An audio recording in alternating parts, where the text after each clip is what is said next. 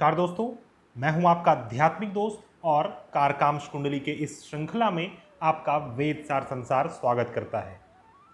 आज का हमारा विषय कारकांश कुंडली का द्वितीय भाव है।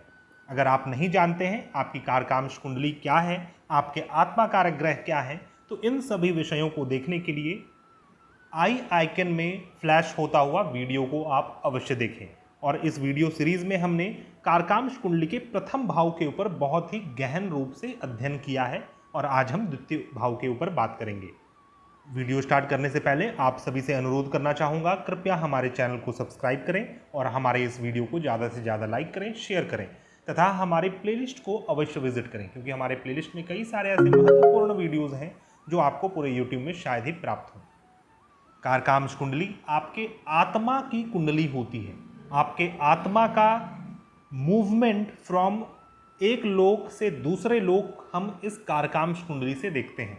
कारकांश कुंडली जैमिनी मत से विश्लेषण करने में काम आता है, जो आप आपके आत्मा कारक ग्रह से निकाल सकते हैं। आपकी कुंडली में जो भी ग्रह सबसे हाईएस्ट डिग्री होल्डर है वह आपके नवमांश कुंडली में कौन सी राशि में स्थित है, यह आपको देखना है और उस राशि को लग्न मानते हुए एक कुंडली का आपको निर्माण करना है।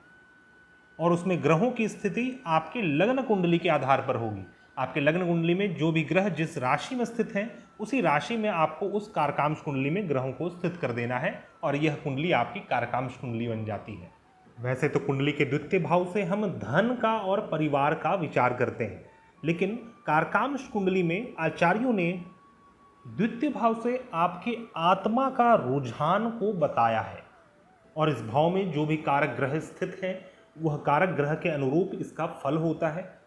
कुल 7 कारक ग्रह होते हैं, जो कि ग्रहों के डिग्री के आधार पर निर्धारित होता है कि आपके कौन से प्लैनेट कौन से कारक हैं, कौन से आत्मा कारक हैं, अमात्य कारक हैं, मातृ कारक हैं, भ्रातृ कारक हैं। इस प्रकार से 7 कारक ग्रह होते हैं और पूर्व के आचार्यों ने इस भाव को स्त्री से तथा पर स्त्री गामिता से अधिक जोड़ा है।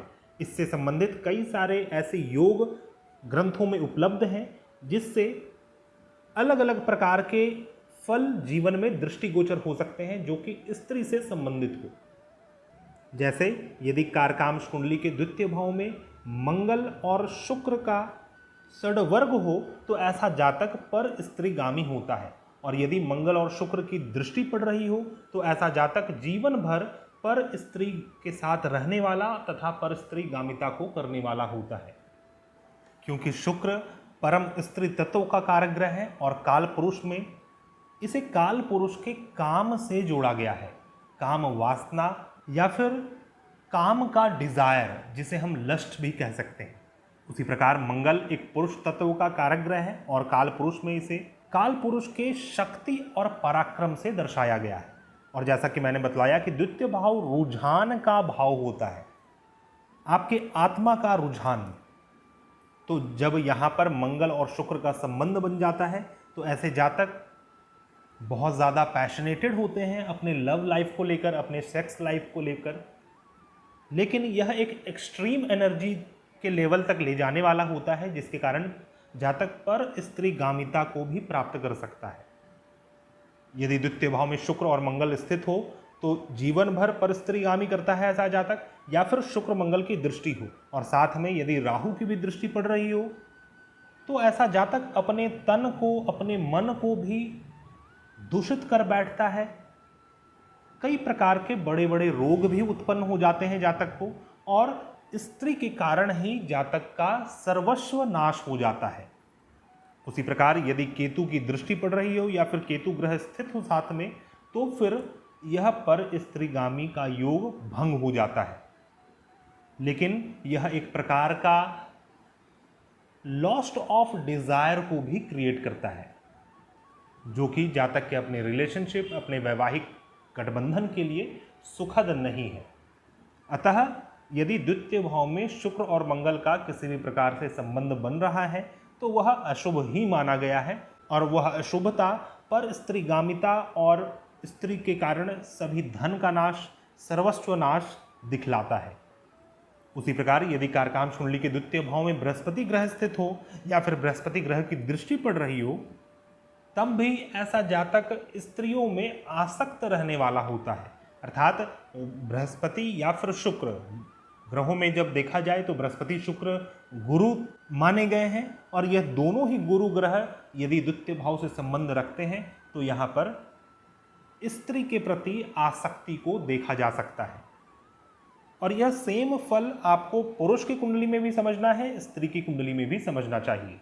उसी प्रकार यदि कारकाम कुंडली के द्वितीय भाव में राहु ग्रह स्थित हो तो जातक स्त्री के कारण धन का नाश कर बैठता है। तो दोस्तों, यह कुछ सूत्र थे जो ग्रंथों से लिए गए थे, लेकिन आपको यहाँ पर यह देखना अति आवश्यक है कि शुक्र और मंगल ये दोनों ही ग्रह आपके लिए कौन से कारक ग्रह हैं। कारक ग्रह के ऊपर भी मैंने बहुत ही विस्तार में वीडियो बनाया था, जिसमें जैमिनी 7 कारक के ऊपर बात किया गया था, उसे आप अवश्य देखिए। अगर मान लें मंगल या शुक्र में से कोई एक ग्रह दर कारक है, उसमें किसी और अशुभ ग्रह की दृष्टि भी पड़ रही हो, तो ऐसे जातक को कोई बड़ा रोग उत्पन्न हो सकता है स्त्री के कारण ही। उसी प्रकार इन ग्रहों के संबंध में मान लीजिए आपके अमात्य कारक ग्रह भी इन्वॉल्व हैं, तो इससे आपके करियर, समाज में पद प्रतिष्ठा, इन चीज़ों के ऊपर इफेक्ट पड़ता है। उसी प्रकार मान लीजिए आत्मा कारक और अमात्य कारक ग्रह एक साथ द्वितीय भाव में स्थित हों कारकांश कुंडली के, तो ऐसा जातक का रुझान ईश्वर भक्ति के प्रति लग जाता है, और उसी माध्यम से जातक अपने इस जीवन में सभी कार्यों को सिद्ध कर लेता है। तो दोस्तों, यह तो बात हुई योगों की। अब बात करते हैं कि यह योग फलित कब होते हैं। जिस प्रकार विंशोत्तरी महादशा से ग्रहों की दशा को देखी जाती है, उसी प्रकार जैमिनी में एक चर दशा का उल्लेख मिलता है। चर दशा के विषय में पराशर ऋषि ने भी बात किया है, अन्य और भी आचार्यों ने बात किया है, लेकिन चर दशा को बहुत ज़्यादा महत्व नहीं दिया जाता है आज के कंटेम्प्रेरी समय में, लेकिन चर दशा का उतना ही अधिक महत्व है। और वह भी यदि अगर आप ग्रहों को कारक ग्रहों के रूप में देख रहे हैं, जैमिनी सूत्रों से समझ रहे हैं अगर आपकी कुंडली को, तो आपको चर दशा भी अवश्य समझना चाहिए। और चर दशा किस प्रकार काम करता है, चर दशा का साधन क्या होता है, उसके क्या फल मिलते हैं, इन सभी विषयों पर मैंने बहुत ही विस्तार में एक वीडियो बनाया है, जिसका लिंक आपको आई आइकन में आ जाएगा, उसे आप अवश्य देखें। तो दोस्तों, यह था मेरा विश्लेषण कारकांश कुंडली के द्वितीय भाव का फल। आशा करता हूं आपको मेरा यह वीडियो पसंद आया होगा। वीडियो समाप्त करते करते यदि आप अपनी कुंडली के गहन तत्वों को समझना चाहते हैं और आपके जीवन में कोई भी पर्टिकुलर सिचुएशन, कोई पर्टिकुलर घटना क्यों उत्पन्न हो रहा है, इसका संबंध यदि ज्योतिष शास्त्र के थ्रू समझना चाहते हैं, या फिर आपके जीवन में किसी भी प्रकार की परेशानी चल रही हो और उसका समाधान आप ज्योतिष शास्त्र के माध्यम से चाहते हैं, तो आप हमारे से कांटेक्ट कर सकते हैं। हमारा कांटेक्ट डिटेल्स आपको मेरे डिस्क्रिप्शन बॉक्स में मिल जाएगा। हम मिलते हैं नए वीडियो में, तब तक के लिए धन्यवाद। जय हिंद।